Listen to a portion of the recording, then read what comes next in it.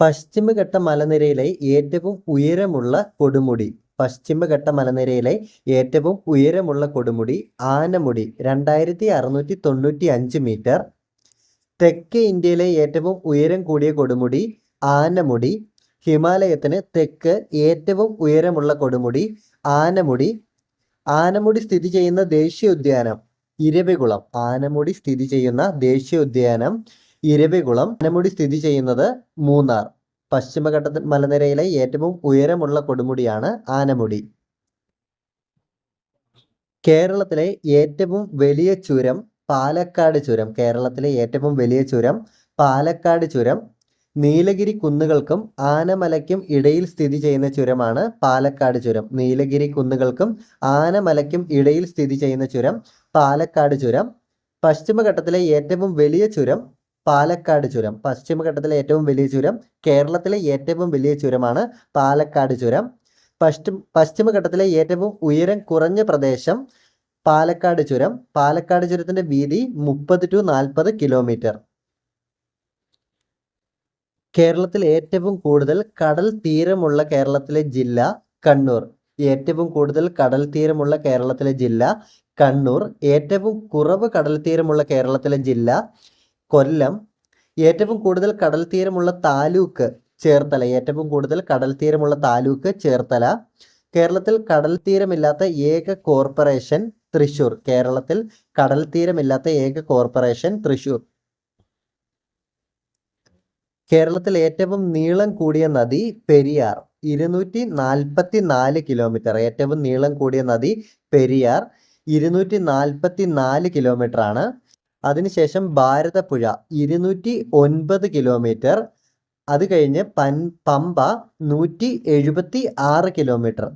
പെരിയാറിൻ്റെ ഉത്ഭവസ്ഥാനം വരുന്നത് സഹ്യപർവ്വതത്തിലെ ശിവഗിരി മലയാണ്. പെരിയാറിൻ്റെ ഉത്ഭവസ്ഥാനം സഹ്യപർവ്വതത്തിലെ ശിവഗിരി മല. പെരിയാറിനോട് ആദ്യം ചേരുന്ന പോഷക നദി മുല്ലയാർ. ഏറ്റവും കൂടുതൽ അണക്കെട്ടുകൾ നിർമ്മിച്ചിരിക്കുന്ന നദിയാണ് പെരിയാർ. ഏറ്റവും കൂടുതൽ അണക്കെട്ടുകൾ നിർമ്മിച്ചിരിക്കുന്ന നദി പെരിയാർ. മുല്ലപ്പെരിയാർ ഡാം സ്ഥിതി ചെയ്യുന്നത് പെരിയാറിലെ മുല്ലയാറിൻ്റെയും സംഗമ ഭാഗത്താണ്. മുല്ലപ്പെരിയാർ ഡാം സ്ഥിതി ചെയ്യുന്നത് പെരിയാറിൻ്റെയും മുല്ലയാറിൻ്റെയും സംഗമ ഭാഗത്താണ്. പെരിയാറിലെ ജലവൈദ്യുത പദ്ധതികൾ പള്ളിവാസൽ, ചെങ്കുളം, പന്നിയാർ, നേര്യമംഗലം. കേരളത്തിലെ ഏറ്റവും ചെറിയ നദി മഞ്ചേശ്വരം പുഴ 16 കിലോമീറ്റർ. കേരളത്തിലെ ഏറ്റവും ചെറിയ നദി മഞ്ചേശ്വരം പുഴ. കിഴക്കോട്ടൊഴുകുന്ന കേരളത്തിലെ ഏറ്റവും വലിയ നദി കബനി. കിഴക്കോട്ടൊഴുകുന്ന കേരളത്തിലെ ഏറ്റവും വലിയ നദി കബനി. കിഴക്കോട്ടൊഴുകുന്ന കേരളത്തിലെ ഏറ്റവും ചെറിയ നദി പാമ്പാർ. കടലിൽ പതിക്കുന്ന കേരളത്തിലെ ഏറ്റവും ചെറിയ നദി രാമപുരം നദി. കടലിൽ പതിക്കുന്ന കേരളത്തിലെ ഏറ്റവും ചെറിയ നദി രാമപുരം നദി. കേരളത്തിലെ വടക്കേ അറ്റത്തെ നദി മഞ്ചേശ്വരം. കേരളത്തിലെ വടക്കേ അറ്റത്തെ നദി മഞ്ചേശ്വരം പുഴ. കേരളത്തിലെ തെക്കേ അറ്റത്തെ നദി നെയ്യാർ. കേരളത്തിലെ തെക്കേ അറ്റത്തെ നദി നെയ്യാർ. പെരിയാറിൻ്റെ തീരത്തുള്ള പ്രസിദ്ധമായ ക്രിസ്തീയ തീർത്ഥാടന കേന്ദ്രം മലയാറ്റൂർ. ശ്രീ ശങ്കരാചാര്യരുടെ ജന്മസ്ഥലമായ കാലടി സ്ഥിതി ചെയ്യുന്നത് പെരിയാറിൻ്റെ തീരത്താണ്. ശ്രീ ശങ്കരാചാര്യരുടെ ജന്മസ്ഥലമായ കാലടി സ്ഥിതി ചെയ്യുന്നത് പെരിയാറിൻ്റെ തീരത്ത്. പ്രാചീന കാലത്ത് പേരാർ എന്നറിയപ്പെട്ടിരുന്ന നദി ഭാരതപ്പുഴ. പ്രാചീന കാലത്ത് പേരാർ എന്നറിയപ്പെട്ടിരുന്ന നദി ഭാരതപ്പുഴ. പ്രാചീന കാലത്ത് ബാരിസ് എന്നറിയപ്പെട്ടിരുന്ന നദി പമ്പ. പ്രാചീന കാലത്ത് ബാരിസ് എന്നറിയപ്പെട്ടിരുന്ന നദി പമ്പ. ദക്ഷിണ ഭഗീരഥി എന്നറിയപ്പെടുന്ന നദി പമ്പ. ദക്ഷിണ ഭഗീരഥി എന്നറിയപ്പെടുന്ന നദി പമ്പ. കേരളത്തിലെ മഞ്ഞ നദി എന്നറിയപ്പെടുന്നത് കുറ്റ്യാടിപ്പുഴ. മുരാട് പുഴ എന്നറിയപ്പെടുന്ന നദി കുറ്റ്യാടിപ്പുഴ. പെരിയാറിന്റെ പതനസ്ഥാനം വേമ്പനാട് കായൽ. പെരിയാറിന്റെ പതനസ്ഥാനം വേമ്പനാട് കായൽ. കേരളത്തിലെ രണ്ടാമത്തെ വലിയ നദി ഭാരതപ്പുഴ 209 കിലോമീറ്റർ. ഭാരതപ്പുഴ ഒഴുകുന്ന ജില്ലകൾ പാലക്കാട്, മലപ്പുറം, തൃശ്ശൂർ. ഭാരതപ്പുഴയുടെ ഉത്ഭവം ആനമല. ഭാരതപ്പുഴയുടെ ഉത്ഭവം ആനമല. ഗായത്രിപ്പുഴ ഭാരതപ്പുഴയുമായി ചേരുന്ന സ്ഥലം മായന്നൂർ, തൃശ്ശൂർ. കുന്തിപ്പുഴ ഏത് നദിയുടെ പ്രധാന ഉപനദിയാണ്? തൂതപ്പുഴ. കുന്തിപ്പുഴ ഏത് നദിയുടെ പ്രധാന ഉപനദിയാണ്? തൂതപ്പുഴ. തൂതപ്പുഴയുടെ ഉത്ഭവസ്ഥാനം സൈലന്റ് വാലി. തൂതപ്പുഴയുടെ ഉത്ഭവസ്ഥാനം സൈലന്റ് വാലി. മാമാങ്കം നടത്തിയിരുന്ന നദീതീരമാണ് ഭാരതപ്പുഴ. മാമാങ്കം നടത്തിയിരുന്ന നദീതീരം ഭാരതപ്പുഴ. കേരളത്തിലെ ആദ്യത്തെ ഉരുക്ക് തടയണ നിർമ്മിക്കുന്നത് ഭാരതപ്പുഴയിൽ. Sabari dam, Kakki dam, Kakkad dam എന്നിവ ഏത് നദിയിലാണ്? പമ്പ. അരുവിക്കര ഡാം സ്ഥിതി ചെയ്യുന്ന നദി കരമനയാർ. അരുവിക്കര ഡാം സ്ഥിതി ചെയ്യുന്ന നദി കരമനയാർ. കക്കയം ഡാം സ്ഥിതി ചെയ്യുന്ന നദി കുറ്റ്യാടി നദി. ബാണാസുര സാഗർ ഡാം സ്ഥിതി ചെയ്യുന്ന കേരളത്തിലെ നദി കബനി. ബാണാസുര സാഗർ ഡാം സ്ഥിതി ചെയ്യുന്ന കേരളത്തിലെ നദി കബനി. പഴശ്ശി ഡാം സ്ഥിതി ചെയ്യുന്ന കേരളത്തിലെ നദി വളപട്ടണം പുഴ. യൂറോപ്യന്മാരുടെ കാലത്ത് ഇന്ത്യയിലെ ഇംഗ്ലീഷ് ചാനൽ എന്ന് വിളിക്കപ്പെട്ട നദി മയ്യഴിപ്പുഴ. മയ്യഴിപ്പുഴയുടെ ഉത്ഭവസ്ഥാനം വയനാട്.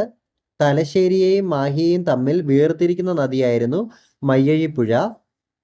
ഗാന്ധിജി, ജവഹർലാൽ നെഹ്റു, ലാൽ ബഹദൂർ ശാസ്ത്രി എന്നിവരുടെ ചിതാഭസ്മം ഭാരതപ്പുഴയിൽ നിക്ഷേപിച്ചത് കേരളത്തിൽ എവിടെ വെച്ചാണ്?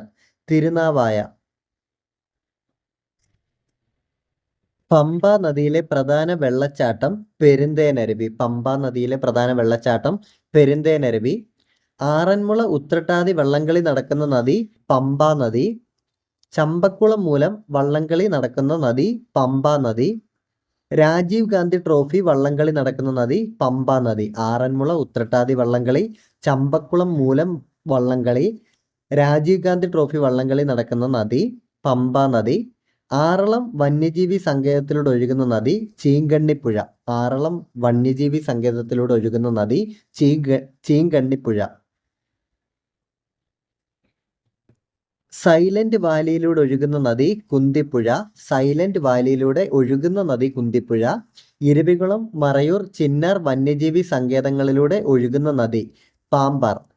തട്ടേക്കാട് പക്ഷി സങ്കേതത്തിലൂടെ ഒഴുകുന്ന നദി പെരിയാർ. കേരളത്തിലെ 4ാമത്തെ നീളം കൂടിയ നദി ചാലിയാർ, 169 കിലോമീറ്റർ. കബനി നദിയുടെ ഉത്ഭവം തൊണ്ടാർമുടി, വയനാട്. കബനി നദി ഒഴുകുന്ന ജില്ല വയനാട്. കബനി നദിയുടെ തീരത്ത് സ്ഥിതി ചെയ്യുന്ന ദേശീയോദ്യാനം നാഗർഹോൾ ദേശീയോദ്യാനം, കർണാടക. കബനി നദി പതിക്കുന്നത് കാവേരി നദിയിൽ. കബനി നദി പതിക്കുന്നത് കാവേരി നദിയിൽ.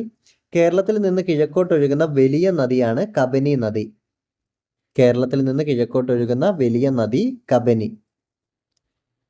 കേരളത്തിലെ ഏറ്റവും വലിയ കായൽ വേമ്പനാട് കായൽ. കേരളത്തിലെ ഏറ്റവും വലിയ കായൽ വേമ്പനാട് കായൽ.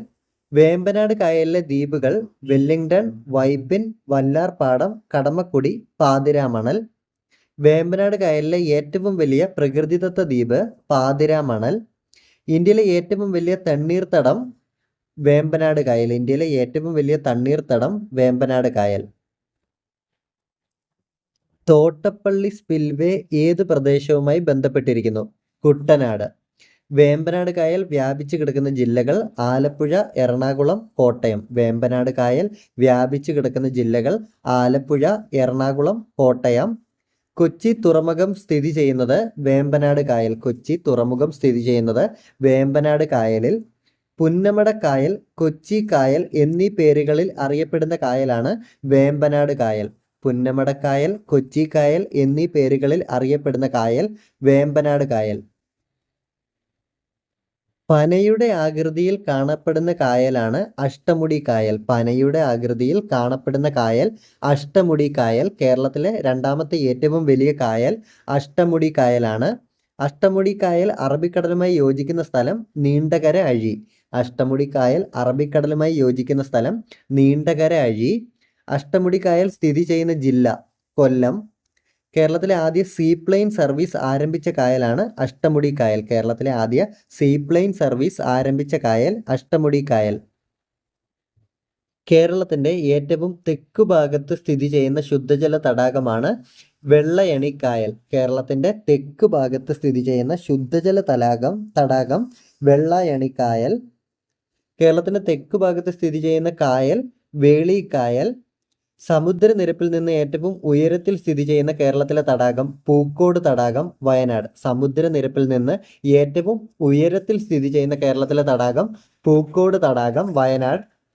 കേരളത്തിലെ ഏറ്റവും വലിയ ശുദ്ധജല തടാകം ശാസ്താംകോട്ട കായൽ. കേരളത്തിലെ ഏറ്റവും വലിയ ശുദ്ധജല തടാകം ശാസ്താംകോട്ട കായൽ. കേരളത്തിലെ ഏറ്റവും ചെറിയ ശുദ്ധജല തടാകം പൂക്കോട് തടാകം. കേരളത്തോട് ഏറ്റവും അടുത്ത് അറബിക്കടലിൽ സ്ഥിതി ചെയ്യുന്ന ദ്വീപ് സമൂഹമാണ് ലക്ഷദ്വീപ്.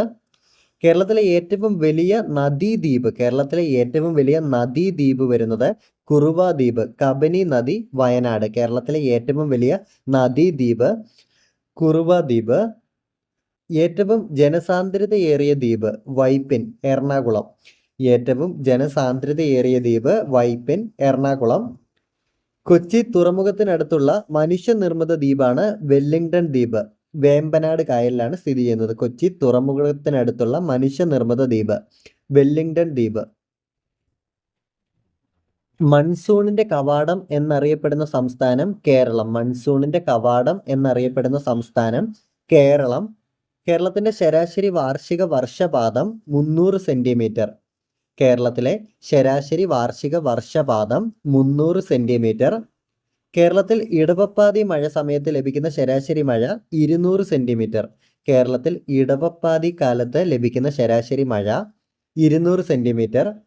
തുലാവർഷകാലത്ത് ലഭിക്കുന്ന ശരാശരി മഴ 500 സെന്റിമീറ്റർ.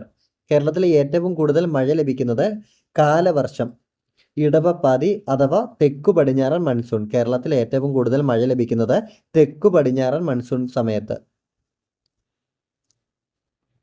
കേരളത്തിൽ ഏറ്റവും കൂടുതൽ മഴ ലഭിക്കുന്ന മാസം ജൂലൈ. ഏറ്റവും കുറവ് മഴ ലഭിക്കുന്ന മാസം ജനുവരി. ഏറ്റവും കുറവ് മഴ ലഭിക്കുന്ന പ്രദേശം ചിന്നാർ, ഇടുക്കി. ദക്ഷിണ ഇന്ത്യയിലെ കാലാവസ്ഥ നിർണ്ണയിക്കുന്നതിൽ പ്രധാന പങ്ക് വഹിക്കുന്ന ചുരം പാലക്കാട് ചുരം. ദക്ഷിണ ഇന്ത്യയിലെ കാലാവസ്ഥ നിർണ്ണയിക്കുന്നതിൽ പ്രധാന പങ്ക് വഹിക്കുന്ന ചുരം പാലക്കാട് ചുരം. കേരളത്തിലെ ഏറ്റവും പ്രധാന മണ്ണിനം ലാറ്ററൈറ്റ്, ചെങ്കൽ മണ്ണ്. കേരളത്തിലെ ഏറ്റവും പ്രധാന മണ്ണിനം ലാറ്ററൈറ്റ് മണ്ണ്, ചെങ്കൽ മണ്ണ്. കേരളത്തിൽ ലാറ്ററൈറ്റ് മണ്ണിൽ കൃഷി ചെയ്യുന്ന പ്രധാന വിളകൾ റബ്ബർ, കശുവണ്ടി, കുരുമുളക്, കാപ്പി. കേരളത്തിൽ ലാറ്ററൈറ്റ് മണ്ണിൽ കൃഷി ചെയ്യുന്ന പ്രധാന വിളകൾ റബ്ബർ, കശുവണ്ടി, കുരുമുളക്, കാപ്പി. കേരളത്തിൽ പരുത്തി, നിലക്കടല എന്നിവ സമൃദ്ധമായി വളരുന്ന മണ്ണ് കറുത്ത മണ്ണ്. കേരളത്തിൽ പരുത്തി, നിലക്കടല എന്നിവ സമൃദ്ധമായി വളരുന്ന മണ്ണ് കറുത്ത മണ്ണ്. നെഹ്റു ട്രോഫി വള്ളംകളി നടക്കുന്ന പ്രസിദ്ധമായ കായൽ പുന്നമടക്കായൽ. നെഹ്റു ട്രോഫി വള്ളംകളി നടക്കുന്ന പ്രസിദ്ധമായ കായൽ പുന്നമടക്കായൽ. പ്രസിഡന്റ് ട്രോഫി ജലോത്സവം നടക്കുന്ന കായൽ അഷ്ടമുടി കായൽ. പ്രസിഡന്റ് ട്രോഫി ജലോത്സവം നടക്കുന്ന കായൽ അഷ്ടമുടി കായൽ. കായംകുളം കായലിനെ അഷ്ടമുടി കായലുമായി ബന്ധിപ്പിക്കുന്നത് ചവറ പന്മനത്തോട്. കഠിനകുളം കായലിനെ വേളി കായലുമായി ബന്ധിപ്പിക്കുന്ന തോട് പാർവതി പുത്തനാർ. കഠിനകുളം കായലിനെ വേളി കായലുമായി ബന്ധിപ്പിക്കുന്ന തോട് പാർവതി പുത്തനാർ.